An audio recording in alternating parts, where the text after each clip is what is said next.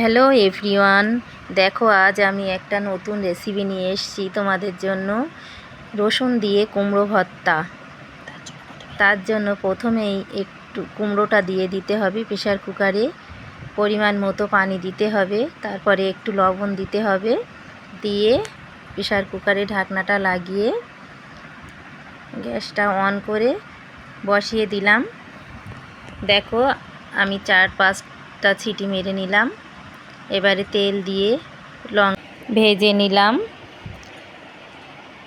এবারে তুলে নিয়ে রসুন কুচিটা দিয়ে দিলাম, দিয়ে ভেজে নিলাম লাল লাল করে। এবার পেঁয়াজ কুচি দিয়ে দিলাম, পেঁয়াজ কুচিটাও লাল করে ভেজে নিলাম। দেখো সব উপকরণগুলো। এবার কুমড়োটা তুলে নিলাম ঢাকনাটা খুলে। দেখো এবার ছানা হচ্ছে কুমড়োটা। সব উপকরণগুলো, লঙ্কাটা নিলাম ছেনে, এবার রসুন কুচিটা নিয়ে পেঁয়াজ কুচিটা নিয়ে একসঙ্গে মিক্স করে এবার একটু তেল দিয়ে দিলাম, দিয়ে ছানা করে দেখো কুমড়োর সঙ্গে মিশিয়ে নিলাম।